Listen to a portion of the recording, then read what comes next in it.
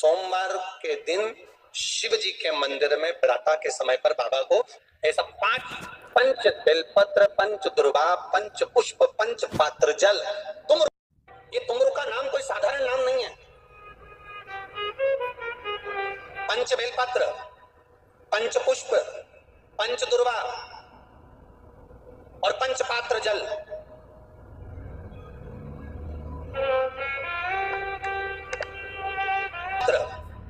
पंच पुष्प, पंच दुर्वा और पंच पात्र जल।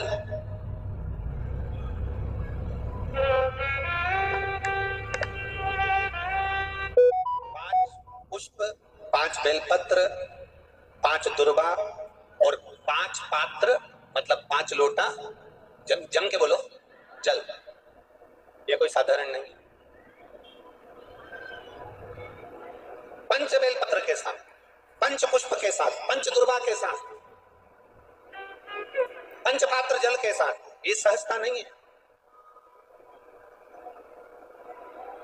बहुत बहुत ध्यान दीजिएगा। बहुत जिन जिन बच्चों के विवाह में देरी हो रही हो, बेटा बेटी के विवाह में देरी हो रही हो, या सफेद आंकड़े की जड़ तुमरुका जी के नाम से बांधने के बाद भी गर्भ नहीं ठहर रहा, तो ये नंदीश्वर शिव महापुराण की कथा खगड़िया में जो चल रही है बिहार में, इसके आज शुरू के दिन की कथा का स्मरण करिएगा। 5 बेलपत्र, 5 दुर्वा, 5 पुष्प और 5 लोटा जल।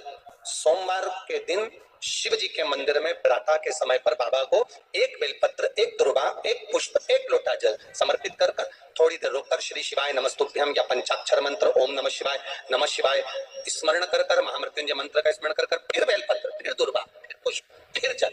ऐसा 5 पंच बेलपत्र, पंच दुर्वा, पंच पुष्प, पंच पात्र जल तुमरुका जी का नाम लेकर समर्पित कर उस जल का आचमन करिए। 5 सोमवार या 7 सोमवार करिए। बाबा गर्भ अवश्य ठहराएगा और संतान अवश्य होगा। तुमरुका जी के नाम का स्मरण ही जीव का आनंद दे जाता है। बोल तुमरुकेश्वर महादेव की, नंदीश्वर महादेव की, शिव के नाम का उच्चारण हमारे जीवन का सुख दे जाता है। चावल का एक आखा दाना जानते हो? पूरा खंडित चावल नहीं। कितना चावल? 1 दाना चावल का शंकर भगवान के शिवलिंग पर समर्पित करिए। 1 बेलपत्र जिसका डंडी का मुख अपनी ओर हो, जहां से चावल चढ़ाया है, उस चावल के ऊपर अपनी कामना कर रख दीजिए और चंद्रमौली भगवान का स्मरण करिए। कौन से भगवान? शंकर भगवान का सर्वश्रेष्ठ सुंदर नाम है चंद्रमौली। चंद्रमौली भगवान का स्मरण करिए। अपनी कामना कर बेलपत्र समर्पित कर शिव जी पर 1 लोटा पानी, 1 जल पात्र समर्पित करो। कलश से जल चढ़ा दीजिए। नैनों में वो जल लगाकर अपनी कामना कर वापिस घर को आइए। जो कामना करी है मेरा चंद्रमौली भोलेनाथ उसे पूर्ण कर ही देगा। महाराज, दुनिया के लोग नहीं समझते कि शंकर पर जल चढ़ाने का क्या लाभ है।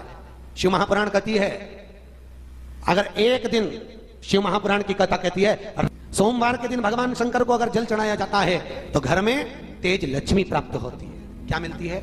तेज लक्ष्मी। कर बैठी थी, उनके नेत्र से अश्रु गिरा, उससे बेलपत्र उत्पन्न। काय का वृक्ष उत्पन्न हुआ? बेलपत्र।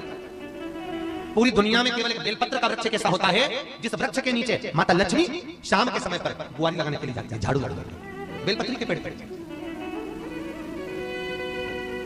बेलपत्र का वृक्ष जिसके यहाँ लक्ष्मी नहीं दिखती हो, पैसा घर में नहीं आता हो, बहुत चिंता लगी रहती हो, लक्ष्मी से जुड़ी हुई, व्यापार से जुड़ी हुई, पैसा आ ही नहीं गया, बहुत मेहनत कर रहे हो। सोमवार 5 सोमवार बेलपत्री के पेड़ के नीचे एक घी का दिया लगाना चालू कर दीजिए। शाम के समय थोड़ी सी मिट्टी बेलपत्री के पेड़ के नीचे की उठा कर लिया, घर के अंदर लाकर इतनी सी मिट्टी लाकर पटक दीजिए।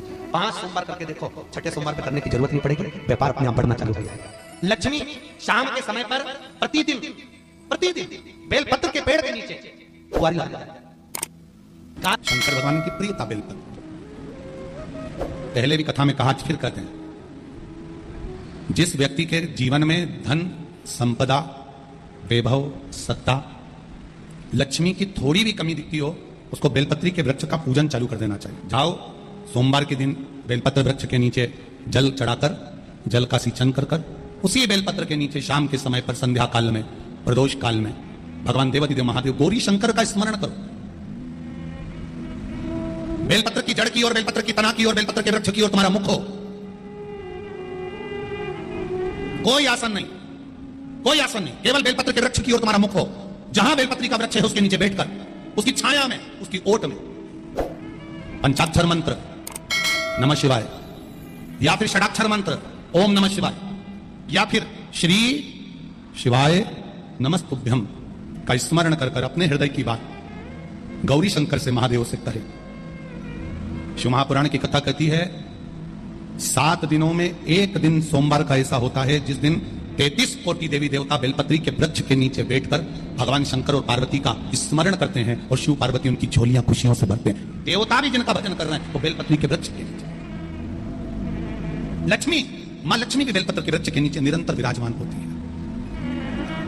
और आप लोगों से एक निवेदन और करना चाहेंगे, ये मनुष्य का शरीर जब तक रहे, ये मानव की देह जब तक रहे, जिंदगी में एक बेलपत्री का वृक्ष अपने रहते रहते कहीं पर भी लगाना, उसको बड़ा करना, उसको बड़ा कर कर जैसे अपने बच्चे को बड़ा करते हो ऐसे लगाकर बड़ा कर कर महादेव से कहना कि मैंने अपनी जिंदगी में, मैं मर भी जाऊं, मेरे प्राण छूट भी जाएं, मेरे जाने के बाद मेरे घर के लोग एक लोटा जल चढ़ाएं ना चढ़ाएं, बेलपत्री चढ़ाएं ना चढ़ाएं, पर ये वृक्ष मैंने बेलपत्री का लगा दिया, अगर मैं मर भी गई तो मेरे मरने के बाद भी मेरे हाथ की बेलपत्र महादेव को चढ़ती रहेगी, महादेव को प्राप्त होती रहेगी। लगाओ एक बेलपत्री के पौधे को, छोटे से बड़ा करो, बड़े से बड़ा करो, बड़े से बड़ा करो, और बड़ा करने के बाद उसको कहीं तुम्हारी मर्जी पड़े जहां उस बेलपत्री के वृक्ष को लगाओ। अगर गलती हो गई है, बहुत गलतियां हो गई, बहुत दुख पड़ गया, तकलीफ में आ गए, लग रहा है कि मुझसे बहुत गलतियां हुई है, बाबा मेरी नहीं सुन रहा, ये बेलपत्री का भाग की डंडी पीछे की ओर कर, जहां बैठकर बेलपत्र चढ़ा रहा, पत्ती का मुख अपनी और डंडी का मुख सामने। शिव की कुछ आराधना है, मेरे भोले बाबा की कुछ आराधना है,